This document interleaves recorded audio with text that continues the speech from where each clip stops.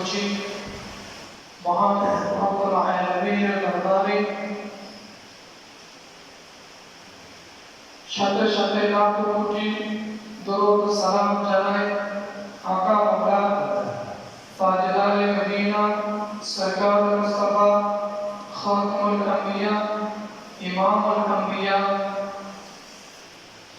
রাহমাতুল লিল আলামিন শফিউল মুজনিবিন রাসূল সাল্লাল্লাহু আলাইহি ওয়াসাল্লাম নূরানি রওজা মুবারকে আমিন।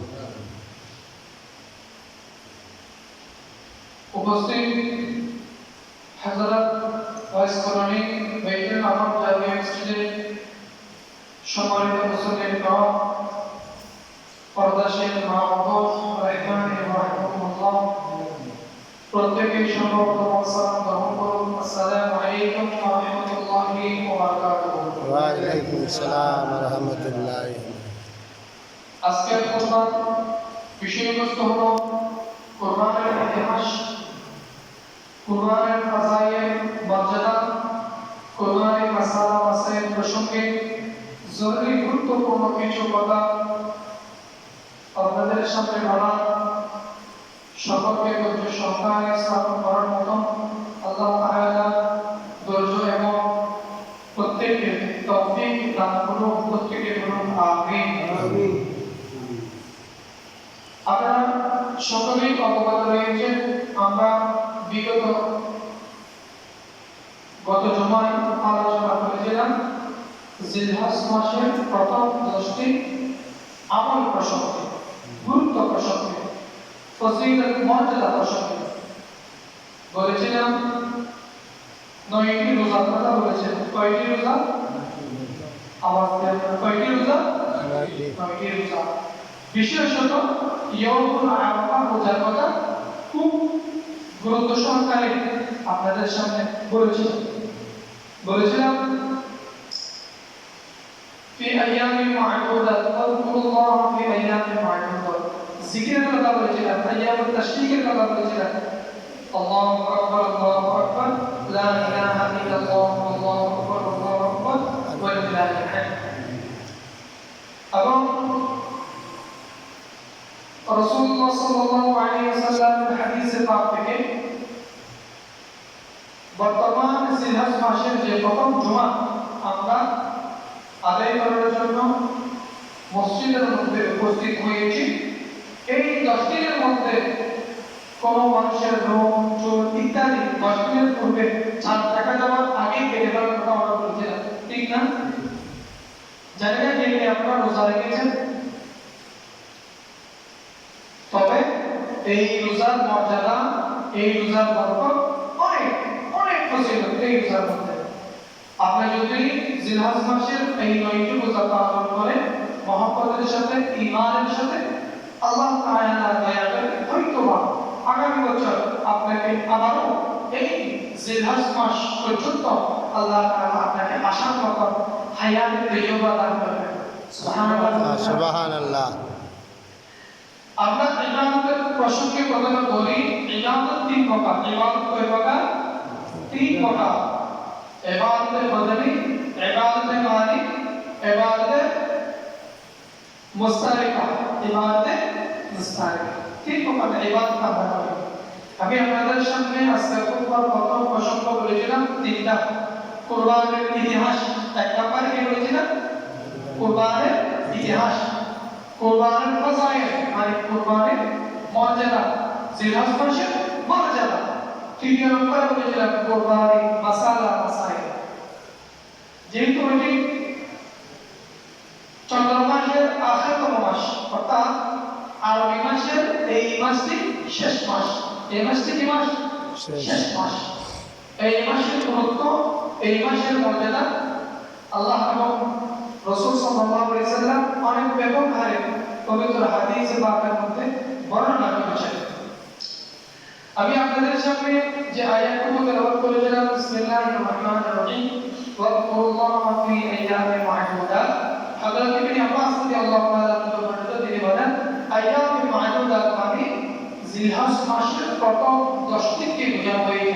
জিলহজ মাসের প্রথম 10 দিন। আপনারা জিলহজ মাসের গুরুত্ব বোঝার জন্য আমাদেরকে তিনটি বিষয় গুরুত্বপূর্ণ যে তিনটি বিষয় আমাদেরকে জানতে হবে। এক নম্বরে কুরবানির ইতিহাস। আপনারা প্রত্যেকেই জানেন হুজুর কুরবানি মাস আসলে বাবা আদম আলাইহিস সালাতু ওয়াস সালাম কুরবানির ইতিহাস, ইসমাঈল, ইসহাক, ইয়াকুব, হযরত ইব্রাহিম, যত পয়গম্বর আল্লাহ পাক রব্বুল আলামিন দুনিয়ার জমিনে আল্লাহর হুকুমে এসেছেন, আল্লাহর বাণী নিয়ে এসেছেন, আল্লাহর পদ্ধতি অনুযায়ী প্রত্যেকের জবানে কি ছিল? কুরবানি ছিল। কি ছিল? কুরবানি ছিল। বাবা আদম আলাইহিস সালাতু ওয়াস সালামের দুই সন্তান হাবিল এবং কাবিল, ঐতিহাসিক সেই কথা আপনারা প্রত্যেকেই জানেন, আমি সেদিকে যাব না। আমি ইবাদতের প্রথম তিনটা বিষয় বলেছিলাম। ইবাদতের বদলি, ইবাদতের মানি, ইবাদতের মুস্তাহিলা। ইবাদতের বদলি মানে দৈহিক ইবাদত, ইবাদতের বদলি মানে কি? দৈহিক ইবাদত, নামাজ, রোজা। আমি আপনাদেরকে কত সময় রোজার কথা বলেছিলাম না? রোজা ফজিলত করেছিলাম না? এটা হচ্ছে ইবাদতের বদলি। এখন ইবাদতের মানে কি? সম্পদের ইবাদত, যাকাত। যাকাত ছেড়ে দিলে ইবাদত, সম্পদের ইবাদত। ইবাদতের মুস্তাহিলা মানে দৈহিক এবং আত্মিক ইবাদত, যেটা লক্ষ লক্ষ কোটি কোটি মানুষ শর্ত দেখে আল্লাহর খানে কামাগে লব্বাইক আল্লাহুম্মা লব্বাইক লব্বাইক লা শারীকা লাক লব্বাইক ইন্নাল হামদা ওয়ান নি'মাতা লাক ওয়াল মুলক লা শারীকা লাক লব্বাইক। আল্লাহর দরবারে হাজির হয়ে, হে আল্লাহ আমি হাজির আপনার দরবারে। প্রত্যেকের মনের মধ্যে একেবারে সর্বশ্রেষ্ঠ সর্বোত্তম বাসনা হলো এই বাসনা যে আমি আল্লাহর দরবারে মেহমান হব। সুবহানাল্লাহ, সুবহানাল্লাহ। এই মুস্তাহিলা মানে দৈহিক ইবাদত, আবার আত্মিক ইবাদত। যাদের অর্থ রয়েছে তারা অর্থ ব্যয় করে আল্লাহ রাব্বুল আলামিন হজের যাবতীয় যতগুলি ফরজ, ওয়াজিব, সুন্নাত, মুস্তাহাব বিষয় আদেশ করেছেন আল্লাহ সন্তুষ্টির জন্য বান্দারা পালন করবেন। মিনা, ইয়াউমুল আরাফা, সাফা, মারওয়া, মুজদালিফা, হাজর আসওয়াদ সব কিছুই হজের হুকুম, হজের কি হুকুম। যাই হোক, এই তিনটা ইবাদতের মধ্যে আমাদের জন্য আরো তিনটা ইবাদতের কথা আমরা বলেছিলাম। কুরবানির ইতিহাস, কুরবানির মাসায়েল, কুরবানির মাসালা মাসায়েল। আমি গত জুমা আপনাদের সামনে বলেছিলাম রাসূলুল্লাহ সাল্লাল্লাহু আলাইহি ওয়াসাল্লামের জবান মুবারক থেকে যখন কুরবানের গুরুত্ব, ফজিলত, মর্যাদা প্রসঙ্গে আলোচনা করেছিলেন উপস্থিত একজন সাহাবা রাসূলুল্লাহ সাল্লাল্লাহু আলাইহি ওয়াসাল্লামকে এসে আরজ করলেন, ইয়া রাসূলুল্লাহ, আমার ঘরে কুরবানি দেওয়ার মতো তেমন কিছুই নাই। আমার ঘরে একটি গাভী গরু রয়েছে, ওই গাভী গরুটা অন্য আরেকজন ব্যক্তি আমার ঘরে কি দিয়েছেন? লালন পালন করার জন্য দিয়েছেন। আমাকে একটা শর্ত দিয়েছেন, যতদিন পর্যন্ত এই গাভীর দুধ দিলে ততদিন পর্যন্ত ওই গাভীর দুধ আমি ভক্ষণ করবো, আহার করবো। যেদিন থেকে দুধ দেওয়া বন্ধ করে দেবে সেই দিনের পর থেকে ওই গাভীটা তার কাছে ফেরত দিতে হবে। কি দিতে হবে? ফেরত দিতে হবে। ইয়া রাসূলুল্লাহ, প্রত্যেকে বলুন না সাল্লাল্লাহু আলাইহি ওয়াসাল্লাম। একটা আওয়াজ দিয়ে বলুন না সাল্লাল্লাহু আলাইহি ওয়াসাল্লাম। ইয়া রাসূলুল্লাহ, আমি কি এই গাভী দিয়ে কুরবানি দিতে পারবো? কুরবানির বরকত হাসিল করার জন্য, কুরবানির মর্যাদা হাসিল করার জন্য?